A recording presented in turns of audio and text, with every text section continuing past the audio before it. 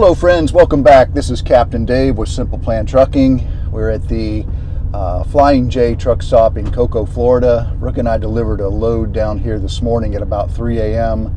all the way from Colton, California. And we're actually about halfway through a 34-hour reset, doing a rolling reset. And so we should be ready to drive about noon tomorrow. We typically don't need to do resets as a team, and the way we drove, we never really ran out of hours. We would drive about 9.5 hours each. You know, with our break, we'd be at 10 hours, then we'd switch out. And by doing that, we always had plenty of hours, even on our 70-hour clock at the end of the week. But we've been driving hard, and we've been had a different approach that I want to talk about on today's video. So, as I was thinking about how I wanted to share our new approach, it reminded me of years ago when I was in the Army. And one of the things that we had to learn a little bit about, as an Army officer, I had to learn a little about all the other branches and what they did, so that we had a broad understanding of the combined arms team on the modern battlefield, how they fought, how they supported each other, and how we worked as a team to accomplish the mission. And one of the things that was a lot of fun was I learned how to call for fire. When we call for fire is when you communicate, you're on the front lines with an infantry unit, and you communicate with the field artillery, who is somewhere in the rear, maybe half a mile, maybe a mile in the rear. And you need support. You need the big guns to send some artillery in, to fly overhead and land on the enemy in front of you, to blow up tanks, armored personnel carriers, or large numbers of infantry soldiers. So we had to kind of learn how to do that, because in the real life situation, there may come a time where we would need to call for fire. And even though we weren't field artillery officers, we had to understand that. So it was really kind of cool. And the way that works is, we'd be on a radio, and this is going back now. This is back in time, old-fashioned, so I'm kind of dating myself now. Most of the technology now, everything is laser guided, everything is computer controlled. They can land artillery on pinpoint accuracy with that kind of accuracy using using computers and laser guided missiles and that kind of thing. MLRS, multiple launching rocket systems. But back in the day, we used artillery guns, basically howitzers, the big guns. They'd shoot a round about that big and about that big around, and it would fly 2 miles through the air and land hopefully on your target or close enough in your target to do damage. And what was interesting about it was basically you would identify a grid coordinate on the map, and you would call that grid coordinate into the fire support officer in the rear and say, give him those coordinates and say, call for fire order, blah, blah, blah, on these coordinates. They would send a round over, you hear it come in, you'd be watching with your binoculars, and you would see where it blew up. Now, it could blow up to the right, it could blow up to the left, it could blow up beyond where you wanted it to, or if you were not very good at what you're doing, it could blow up closer to you or even on you. There have been stories of fire missions being called in on friendly troops and killing them. So you have to be real careful with what you're doing. But if you've done what you needed to, it's going to land somewhere in the vicinity of those enemy troops or enemy assets.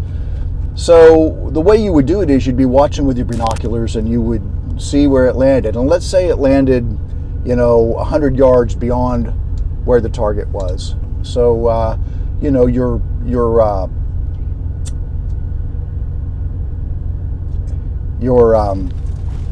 next call would say drop 50.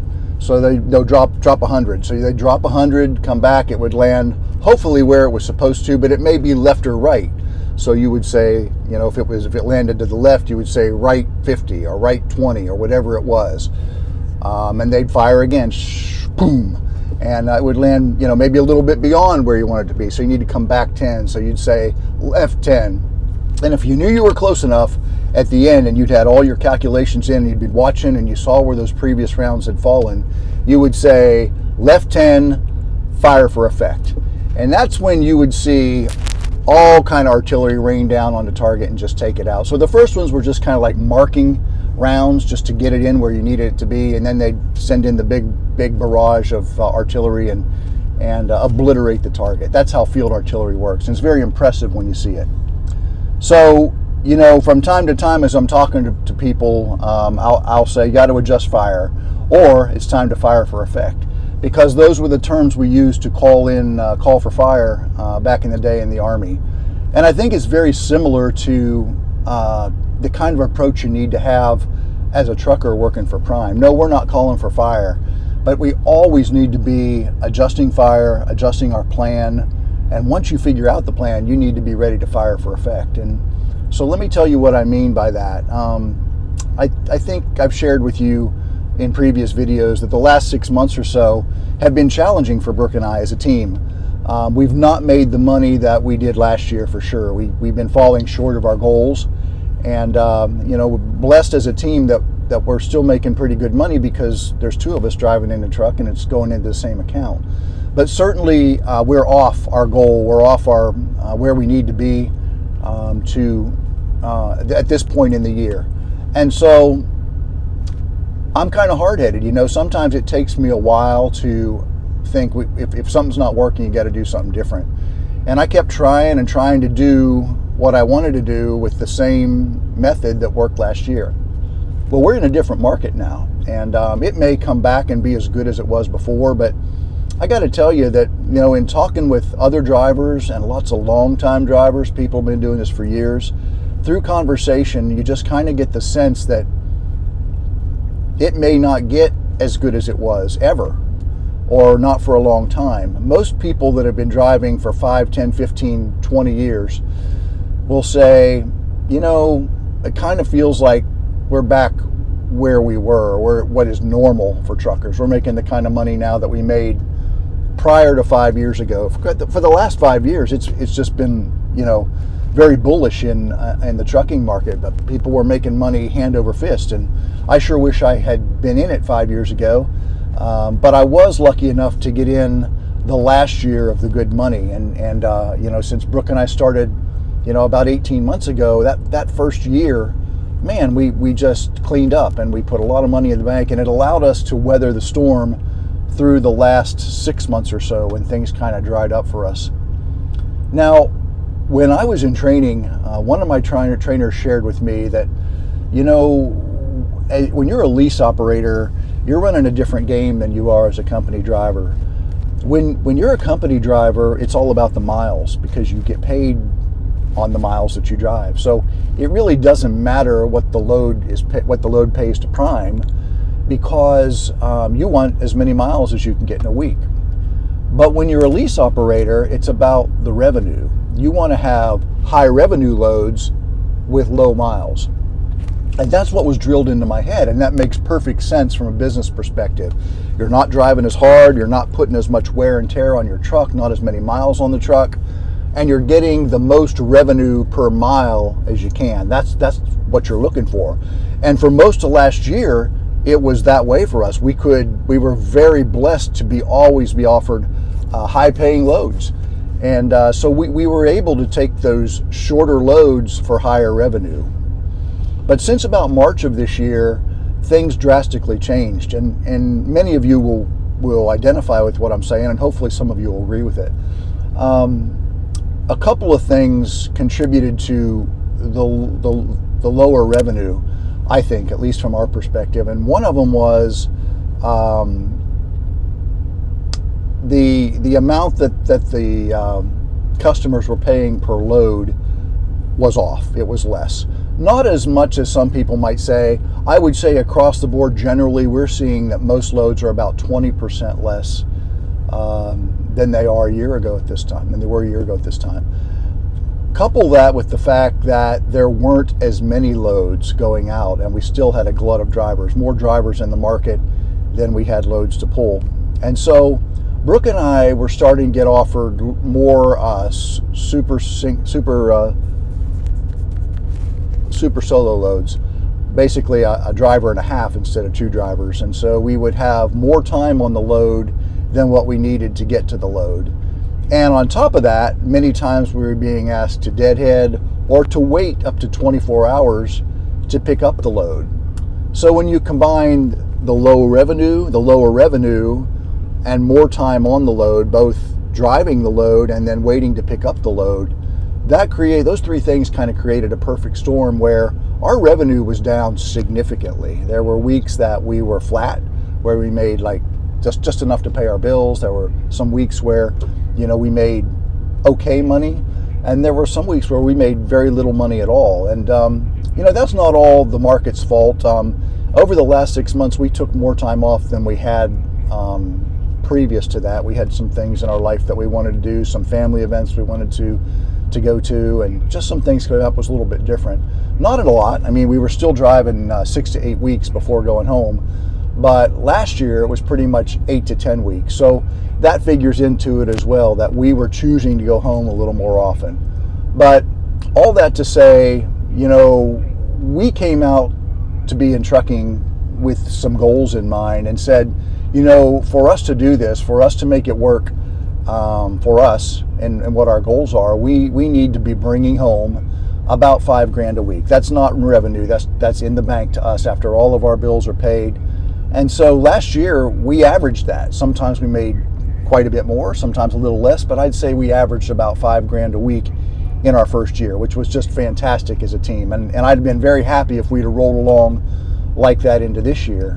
There will be those out here that say, oh, as a team, you should be making a lot more than that. There'll be those that say, wow, that's pretty good. Understand that this is what works for us, because money is just one piece of that. You also have to look at how hard do you want to drive, what works for you as a couple, when do you need to take a break, how many hours do you want to drive a day, work in that relationship with your fleet manager. They need to know you well. They need to understand what your goals are, what you can handle, that kind of thing. So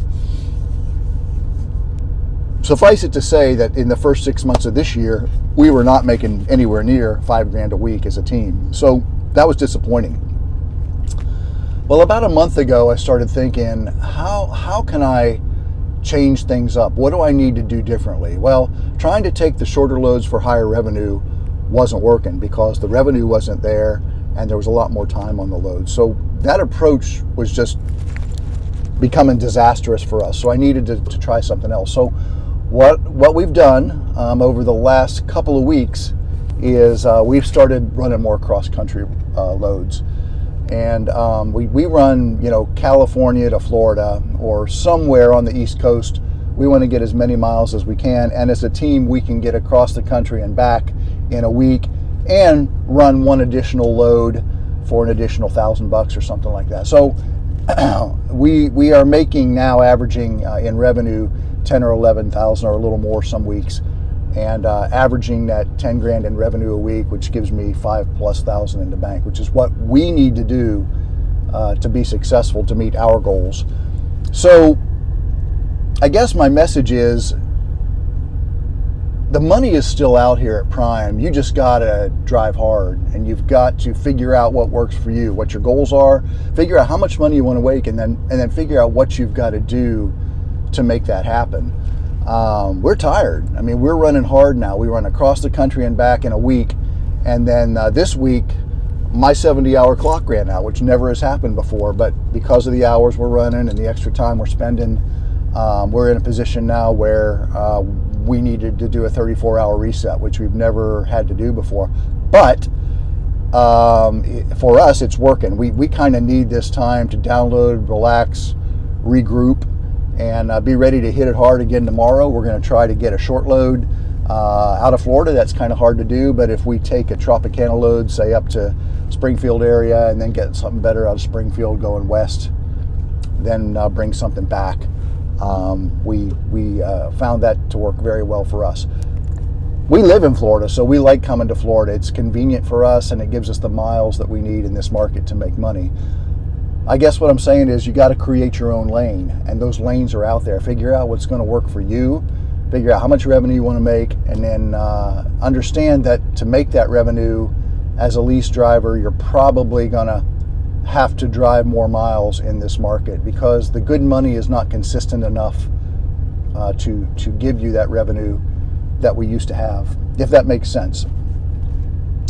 So you got to continue to adjust fire, right? If something doesn't work, make an adjustment to it, tweak it, and then once you figure out that formula that works for you, fire for effect. Fire for effect. Drive it hard, continue to do that as long as you can, and then when that doesn't work anymore, you adjust fire again, and then you fire for effect again. That's all I got, folks. Wanted to say hello. We're here again in Cocoa Beach, Florida, until tomorrow. This is Captain Dave and Miss Brooke with Simple Plan Trucking. She's chilling in the back. We'll probably get on here again in the next few days to say hello to you. Love to hear your comments. Take care. We'll see you. Bye.